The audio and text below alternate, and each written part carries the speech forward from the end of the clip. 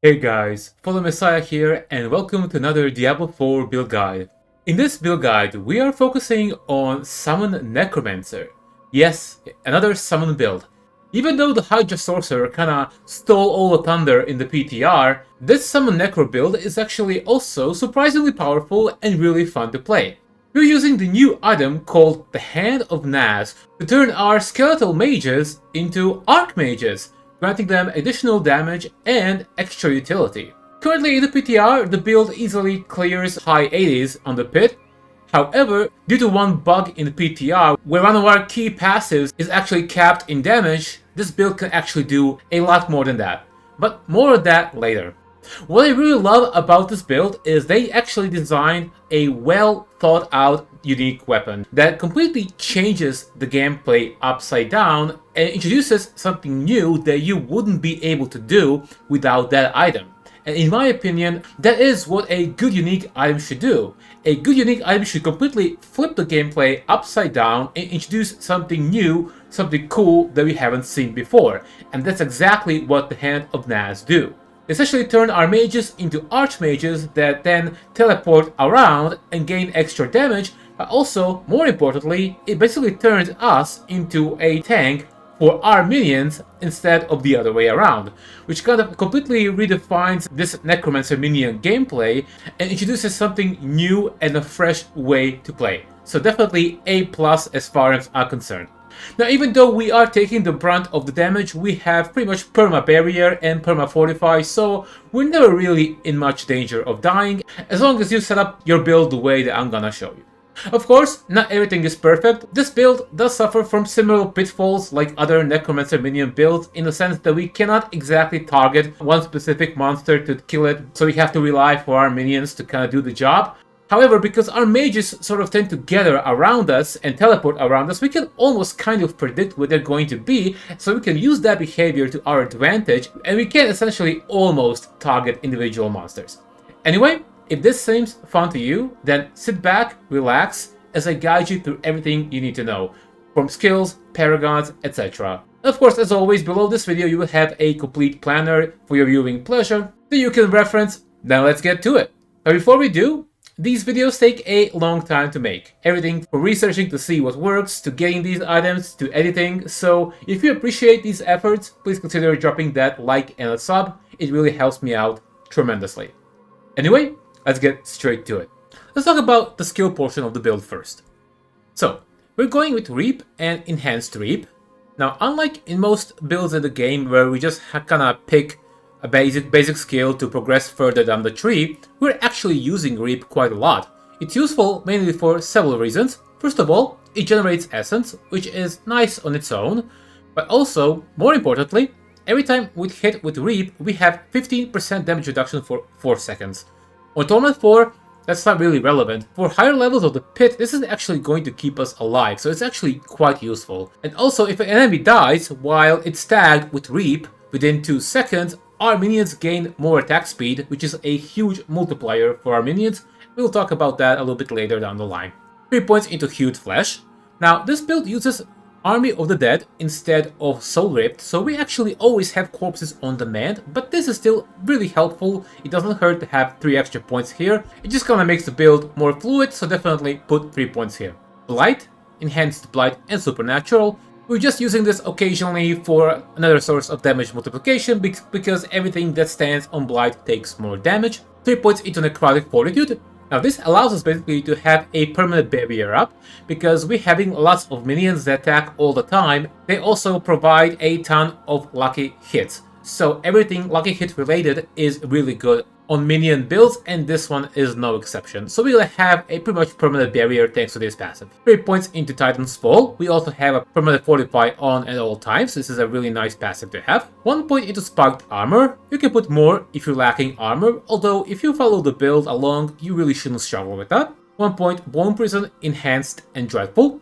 Bone Prison is a nice source of crowd control. It traps monsters into an area, and those monsters also take more damage from us, and they are vulnerable, so just a nice synergy with our build overall. 1 point into Grim Harvest, just so that we can pick Fueled by Death 3 points here. We deal more damage when we consume a corpse, and we will be consuming corpses all the time. 3 points into Death's Embrace. 3 points into Precision Decay for more lucky hit chance, which is really important on this build. And the reason why it's important is because, of course, we have Decrepify, Enhanced, and Abhorrent.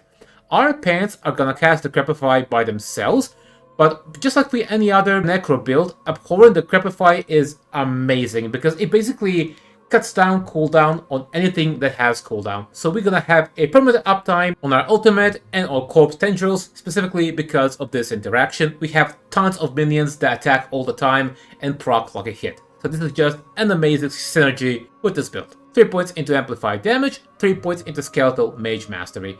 Now, let's talk about Skeletal Mage Mastery just for a second. This is probably the most important passive we have here, along with Hellbent Commander. This is a mage-only minion build, so we're sacrificing golems and warriors, and we allow mages to do pretty much the brunt of the damage. So obviously, we want to scale this up as high as it can go. However, it's currently bugged on the PTR, so it only has up to 10 ranks.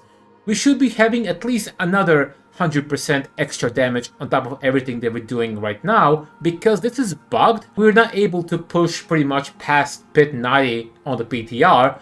But if this worked as it should be, then we really shouldn't struggle with Pit 90 once this actually gets fixed. So the reason why I wasn't able to progress further into the pit was specifically because this was bugged. On our gear, we have a ton more ranks to Skeletal Mage Mastery, so this is just kind of a bit of unfortunate, but I'm pretty sure it's gonna get fixed when Season 9 comes up.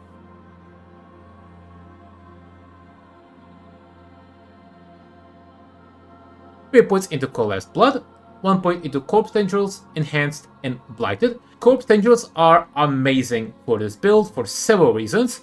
The most important reason is because it's grouping monsters together, so it allows our minions to use Ring of Medeln and the new gloves to do tons of AoE in one single area. It also provides us with more blood orbs, and finally, it also allows us to deal a truck ton more damage thanks to our Grasping Veins aspect. We're going to put 3 points into Necrotic Carapace. This is going to allow us to have pretty much Fortify 100% of the time. 3 point Reaper's Pursuit, Gloom, and Terror. Now, our minions deal part shadow damage and part physical damage, and this is going to help with our shadow damage portion significantly. 3 points into Finality, 2 points into Inspiring Leader, just for more crit strike chance. 3 points into Hellbent Commander, another huge multiplier for our minion damage. And also, we gotta put 5 points into Army of the Dead, Prime, and Supreme. There are several reasons why we switched to the Army of the Dead instead of Soul Rift. I find the Army of the Dead synergizes a lot better with this build because as this is a Necromancer minion build, every time you walk into the area for the first time, you kind of have to hit monsters, then you have to summon your minions, and it's just kind of a process. Especially, for example, if you wish to farm bosses on Torment 4, but now with Army of the Dead, you just pop it, you can just get your mages up immediately. And also, thanks to the aspects that we've chosen, we also do a ton more damage, so it just overall works tremendously with our build. And thanks to our Decrepify, we're gonna have Army of the Dead uptime 100% of the time. And finally, for our key passive, we're going with Callan's Edict. This is just another huge multiplier for our minions. Alright guys, let's talk about the items now. So for the helm, we're going with Air of Perdition. This is just a best in slot item for us, just straight up 60% damage multiplier. Nothing really compares to it, so it doesn't really have much of an alternative, to be quite honest. And also the other stats are just amazing. Tons of crit strike chance and lucky hit chance. Everything here just synergizes really well with our build. So ideally you want to masterwork critical strike chance 2 times and lucky hit chance 1 time, but any combination of the 2 is perfectly fine. For the chest armor, again, this is not really a surprise. We're going with Shroud of False Death. This is just the best item in the game. I said that many times before. +1 to all passives is just crazy. But also, not just that, but all stats is an amazing affix and also max life too. So ideally, you want to triple hit all stats with the masterwork, but if you get max life, that's fine too. The other 2 are useless, so try not to waste masterworking on those. And with the gloves, we're going with the brand new unique that pretty much enables this entire build. It's called the Hand of Naz. Hand of Naz allows us to supercharge our Archmages as long as we sacrifice both our Skeletal Warriors and our Golems. Which means that we get additional Skeletal Mages for every minion that we would have had otherwise. Additionally, every time a Skeletal Mage attacks enemies for 25 times without dying, which is going to happen extremely quickly, it upgrades into a Skeletal Archmage. Skeletal Archmage teleports away to safety when attacked, and also occasionally does extra AoE that does more damage. This AoE attack is okay, it's fine. Like, honestly, the main utility for this item are the stats themselves, and also the fact that our mages are teleporting away, which completely changes the dynamic of the build and how we play. This actual damage of the affix itself, it's not nearly as impactful as something like Ring of Medallions, for example. And by the way, thanks to our Skeletal Mage Mastery and all other things that we have in our build, our mages will never die. You will die long before your mages ever do, so you don't have to worry about them not getting those attacks in or anything like that. Now, as far as the stats are concerned, all of these are good. Life is great, attack speed synergizes amazingly, both with this power on this item and as a damage multiplier in general, which we'll talk about in Paragon. But the most important stat here is Skeletal Mage Mastery, because for every point of mastery, our mages get 20% multiplicative damage. So ideally, you want to triple hit that with your masterwork. I have, for example, extra 9 points, which is 180% multiplicative damage just from that stat alone, which is crazy. So make sure to get that as high as you can. For the pants, again, no real competition. Blood Moon Breaches are absolutely amazing. But over here, we really only care about the Hellbent Commander. Golem Mastery, everything else, not super important. We don't use golems. Having a GA to curse skills is not bad, but it's not necessary. And crit strike chance on pants is amazing as well. And also, the legendary power says that our summons are going to apply Decrepify and Iron Maiden randomly, and because we have so many mages at any given time, they're going to be applying Decrepify all the time, which in turn is going to decrease all of our cooldowns, and everything just synergizes and flows together really well. And also we deal up to 50x additional multiplicative damage to enemies that are affected by curses, and those are gonna be all of them. This is just an absolutely amazing item. We're going to Legendary Boots in the aspect of Occult Dominion. It's going to significantly increase the number of mages that we do have, and in turn, it's going to allow us to deal, of course, more damage. As far as the stats are concerned, try going with Intelligence, Armor, and Move Speed. If you find that you have enough armor as it is, you can turn this armor into All Stat or even Life. That's up to you. For Tempers, we're going with Move Speed and Core Potential Size. For Weapon, we're going with a two-headed sight, and also we're going with the Service and Sacrifice aspect. The aspect says that our Skeletal Mages take 90% less damage and deal up to 200x more damage. So again, thanks to this aspect and other things that they have going on, your mages are never going to die. Chances of you dying before your mages are far higher, trust me. So don't worry about that. As far as the affixes are concerned, go with Intelligence, Max Life, and Crit Strike damage. For our Tempers, we're going with Chance for Skeletal Mages to attack twice. This is just a straight up damage multiplier. Try to triple hit that with your Masterwork if you can. And also go with Skeletal Mage damage for a secondary Temper as well. From some other build guides online, I've seen other content creators tend to put Titan's Fall as a temper on the weapon, which you definitely can do. It's definitely a powerful source of damage multiplication, but in my opinion, as our mages are the ones that deal damage, I think that the temper for them to attack twice is better, not just for damage, but also to proc the Hand of Naz as quickly as they can. So this is just what I would personally recommend. So if you can triple crit that temper, that would be great. If not, try to hit it at least 2 times. Now, for Amulet, ideally, we would want to go with Intelligence, Hellbent Commander, and Coalesced Blood. And that's going to be in the planner as well. But if you can't get that, then Intelligence, Hellbent Commander, the third one can be a different kind of passive that multiplies our damage. Thankfully, we have plenty of those. So I went with Terror, which is a good alternative. It's not the best, but you know, it does the job well. Ideally, you want to hit Hellbent Commander twice and your Intelligence once. If you hit Hellbent Commander 3 times, that's fine too. For Tempers, we're going with Ultimate Cooldown Reduction, and we're going with Skeletal Mage damage. This summon damage here is a brick. For the aspect, we're going with Unyielding Commanders. While Army of the Dead is active, our minions take 135 reduced damage, which is another source of damage reduction, which makes them pretty much immortal, and they deal X more damage. And so since we're gonna have Army of the Dead pretty much up 100% of the time, this is just another straight up damage multiplier buff for us. Of course, the star of every minion build is the Ring of Medeln. Every 6 attack for minions is empowered, exploding for huge amounts of physical damage. This damage on paper doesn't seem like a lot, but it actually now benefits from all the other multipliers that our minions have access to, so now it actually finally works as intended, and it's extremely powerful. For the affixes, all of these are good, but Skeletal Mastery is of course the best one. Try to triple crit that if you can, because 1 point is 20% of multiplicative damage. And for our final item, we're going with Legendary Ring, and we're going of course for the aspect Grasping Veins. When we cast Corpse Tendrils, we gain 25% increased crit strike chance, which is basically going to guarantee we have 100% crit strike chance at all times. And also we deal 50% bonus critical strike damage, which is a huge multiplier to enemies that are damaged by Corpse Tendrils. Thanks to our Decrepify, we will be casting Corpse Tendrils once every second or two. This buff will be on all the time. Okay, now let's talk about the seasonal mechanic. As you may or may not know, in Season 9, there's basically this new gimmick called Horadic Spell Making something that lets you customize your own seasonal spells. To be completely honest with you guys, I think they're a little bit on the underwhelming side of things. However, there are a couple of useful things that we can use here.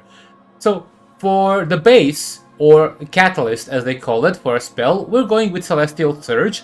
Mostly because it pulls enemies in every once in a while. So this is a second source of pull along with our Corpse Tendrils, which is always beneficial for our build.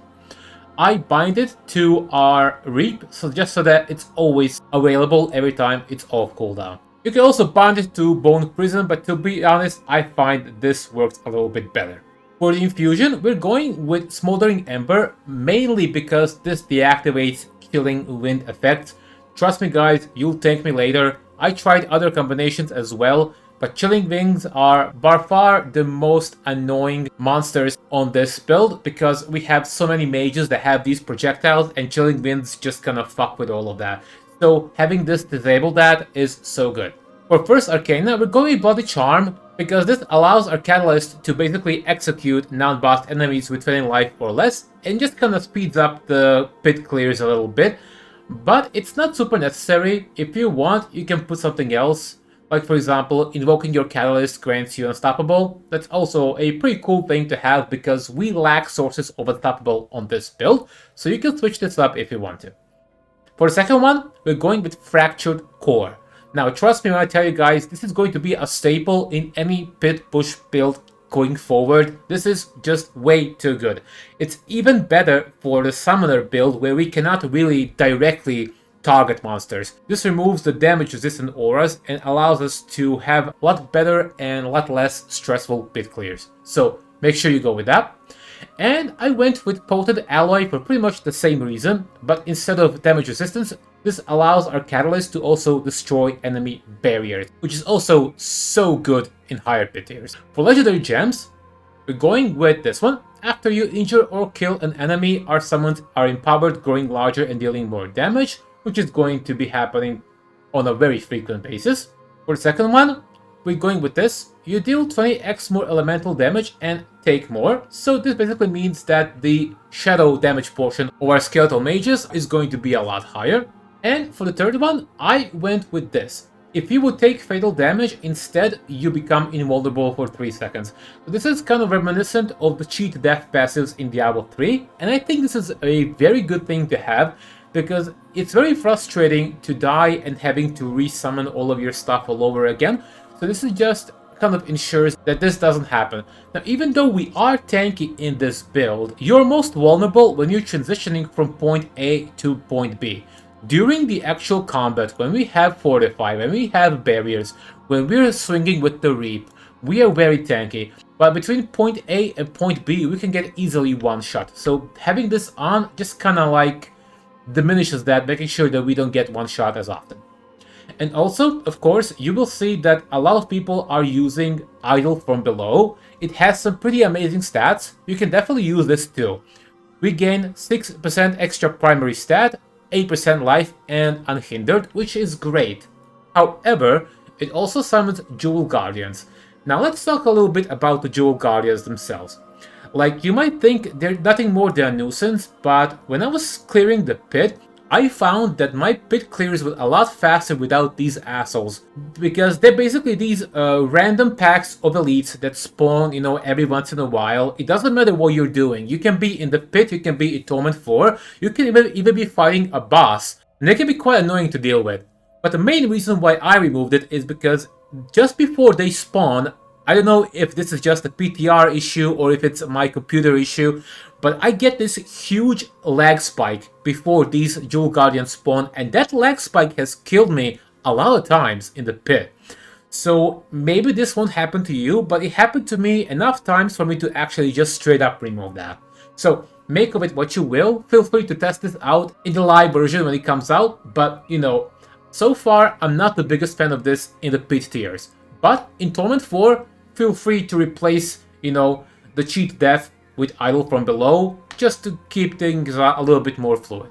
For runes, we're going with Nagu Cracks, so as we maintain at least one active summon, and we'll be having 13-14 active summons at any given time, we gain more offering, and this basically grants us 100% extra multiplier every 5 seconds, but at the cost of our resource. For the second one, we're going with Ahu Engzan, up to 100% chance against non-healthy enemies. Because we have tons of lucky hit and lucky hit chance, we'll get this pretty much all the time. So as long as our opponents are not healthy, we're going to be causing all kinds of overpowers to them. So even though overpower itself has been nerfed, this is still probably the best rune word interaction here. On pants, we're going with intelligent gems, and on the two-hander, we're going with critical strike damage gems.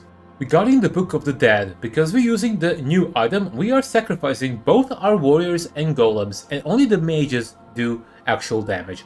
So we are going to be sacrificing Skeletal Reapers, which allows us to have 20% extra multiplier for shadow damage, which is going to be benefiting our mages greatly. And of course, we are sacrificing Iron Golems for 35% extra multiplicative critical strike damage, which is a huge damage boost. For consumables, you want to make sure you have Elixir of Fortitude if you can afford it, because it grants us more life, and more life equals more overpowered damage. Sage's Whisper for more intelligence. Song of the Mountain gives us 300 more armor, which is amazing. And Soothing Spices, of course, for extra all res, max all res, and more armor. Once I use everything, you can see I'm well above the armor cap, and also, I am almost res capped. Because in Season 9, 75 is the new maximum, but this is pretty much close enough. Alright guys, let's talk about Paragon now. But before we do, if this is the first video guide that you're watching from me, I just want to kind of explain a little bit my philosophy regarding Paragon and my builds in general. So when I advertise something like, let's say, a build is Pit 80 plus or Pit 90 plus, I actually have an average player in mind with that. Or in other words, something that an average player can achieve if they spend a reasonable amount of time playing the game. So with that in mind, I know that the average player is not going to reach Paragon level 300, not even close. In general, I find the average is around 230, 240 give or take, which is really not that hard to reach if you play a couple of hours every week. So with that in mind, whenever I'm testing these builds on the PTR, I make sure I only put in points that are necessary for the build to be online. And I don't put any remaining Paragon points on. So as you can see, I have 102 available points. In truth, you actually need far less than that to make the build online, but I just also decided to pick pretty much every single defensive node, like any extra life, extra resistances, I picked most of them up because this build kinda needs it, and any extra life we have along the way is really helpful. Like, let's say, for example, here I went out of my way specifically to grab this node that gives more life and more resistances. So, and this is also going to be in the planner below the video as well. So just so you know, this build can be online as early as, let's say, Paragon level 190, 200. And in the gameplay portion that you will see after the Paragon portion, I also didn't put any of these extra points. So this is kind of my philosophy. When I'm testing a build on the PTR, I want to see if this is reachable by the average player. So any gear that I showed you, any items, all of that is fairly achievable if you put a reasonable amount of time. So there's nothing out of reach that you cannot really do. Anyway, now that I explained a little bit my philosophy regarding the build making process, let's go into the Paragon board itself. So I'm not going to waste too much time going into every single node. Basically, what you want to do is you want to make sure you have both bonuses for every single glyph, and you want to make sure you grab every single node, and then you're pretty much golden. Everything else is just a bonus. So with that in mind, the first glyph is going to be Essence. This is just a ton of crit strike damage, and any extra remaining points you have that you can spare, you should be picking up these extra dexterity nodes over here. For example, I get 46% extra additive crit strike damage just by selecting this node. So it's not a bad thing to have if you can spare it. But it's not going to be on the planner, because on the planner I'm only picking up nodes that you absolutely need. For the board number 2, we're going with Cult Leader. Now, we talked about attack speed a lot, and this is why. Our minions deal 40% increased damage for each 30% of attack speed bonus they have, up to maximum of 100. This is a tremendous amount of damage multiplier for our minions, so make sure you pick that up. Second glyph is Dead Razor. This is just another extra damage multiplication for our summons.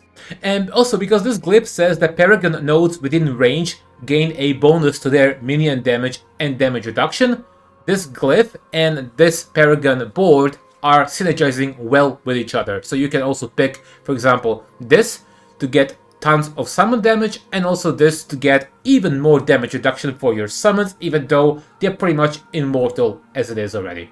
Board number 3 is Frailty. When our enemies are cursed, they take more damage from our minions, and they're cursed all the time. For glyph number 3, we're going with Eliminator. Then we're dropping down to board Flesh Eater. When consumed for our corpses, we gain 40% increased damage, and because we're going to be spamming Raise Dead all of the time, this is also going to be active all the time. Glyph number 4 is going to be Amplify. And for the last board, we have Blood Begets Blood. Blood Orbs grant 10% increased damage up to 50% for 5 seconds. This is a huge damage multiplier. We gain Blood Orbs thanks to our Corpse Tendrils. So whenever the Corpse Tendrils spawn Blood Orbs, we kind of want to wander off just a little bit and walk around to pick up these Blood Orbs to do more damage. And for the final glyph, we're going with Gravekeeper. And finally, let's talk about the gameplay itself. It's actually rather simple. First, I'm just going to demonstrate on these dummies, and then I'm going to take you through one of my pit playthroughs and just to see how it actually plays in action. So, once we pop Army of the Dead, we have unlimited corpses, and also the skill itself is helping raise our mages as well. Also, look at this. I'm not doing anything. Look at how fast Army of the Dead replenishes itself, just by lucky hit chance and Decrepify, nothing else. Of course, we also want to raise skeletons to make sure that they get more damage. So, because we have Army of the Dead all the time, and we also have a passive that grants us more corpses, we always have corpses to consume, which in turn provides us with more damage because of our legendary node in Paragon, and the skill itself provides more damage. Look, as you can see, they're now empowered. These are the Archmages, right? And of course, we always cast Tendrils. They give us orbs. They pull in monsters. This is another source of vulnerable. And we are always pretty much in the thick of things. Our Skeletal Mages are the support. We are the tank. And we are reaping. We are gaining damage reduction. And we are also gaining resource. And then, every time there's an elite pack, we cast Blight. And on this blighted ground, monsters take more damage. And we're gonna get resource very quickly with our Reap back. Okay, and now I'm going to just take you quickly through the gameplay that I was doing with tier 88, and just kind of like to explain what I'm doing. And I think this is better because I can then just pause and explain something you might have missed. So basically, the way this build works is it's amazing in groups. If you have groups of monsters, these Archmages do a shit ton of damage. The quicker you can group monsters together, the more monsters you have, the better it's going to be. Let me just walk you quickly through what we have here on the screen. So, what I'm doing is, I'm in the thick of things, I'm pretty much reaping all the time to gain that damage reduction and a little bit of a buff as well. Everything that's off cooldown, I cast it immediately, and every couple of seconds I press left mouse button for Blight. I don't have to use Blight all the time. Once every several seconds is more than enough. Here's another pack. I immediately cast Bone Prison, and then, as you can see, the corpse sigils just group everything into one massive giant radius, and then just a huge AoE thanks to all of our minions. And every once in a while, you want to make sure you're walking around, just like I am right now, to collect these orbs to keep up with the buff. So even though I am reaping and all of these mages are doing damage, I want to move around every once in a while just to make sure to maintain the Blood Orb buff as well. And that's basically it. I'm just hitting things off cooldown when they're available. I'm reaping all the time. My mages are around me doing damage while I'm tanking for them. And in a sense, that's the same thing that I talked about in the intro. I kind of can position myself to attack, to make sure my mages attack a specific target by kind of estimating the radius that they're going to take around me. It takes a little bit more finessing, but if you do a couple of runs, you kind of already get the feel of it. So that's basically the gameplay. My mages do the brunt of the damage, and I'm just casting pretty much everything off cooldown. I'm reaping all the time. I got frozen here, but I'm also trying to move around every once in a while to collect the orbs, and then I'm going right back in, and that's pretty much the gameplay. And there you go, guys. That has been my Archmage Necromancer minion build for Season 9, currently in the PTR. Of course, as this is the PTR, your usual disclaimer is that some things are probably bound to change, but in my experience, these changes tend to be mostly in the numerical values because they already designed specific item that they intend to have the gameplay flow around, so I don't think the gameplay itself is going to change, only maybe slight numerical numbers. And of course, I fully expect the Skeletal Mage Mastery is going to be fixed, and what it does, we're going to be able to easily push into pit tiers 90+. So as I explained in the Paragon portion of the video, my philosophy is that this is something that the average player can also do with this build, provided they put just a little bit time and effort into assembling it. Anyway, that's gonna be it for me. If you have any questions or anything else, feel free to drop it down below in the comments. I always read them, and I always try to make sure I answer everything that you guys ask. And I'm also just super happy that you guys trying out all of these builds and that you're very interested about them. That really makes me happy. So how would you all rate this PTR? What do you think are the good things? What do you think are the bad things? Let me know. Let's have a conversation. What builds are you planning to play on Season 9? For me, it's definitely going to be the Hydra Sorcerer and this one, the Archmage Necromancer Summoner. I'm still hoping for that Pulverized Druid buff, or any Druid buff for that matter. If it happens, I'm gonna jump straight into that as well. Thank you guys for watching this, for supporting me. As always, if you appreciate these efforts, consider dropping a like and a sub. It helps me out tremendously. That's gonna be it from me. I hope you guys have a good day, and I'll be seeing you in the next one.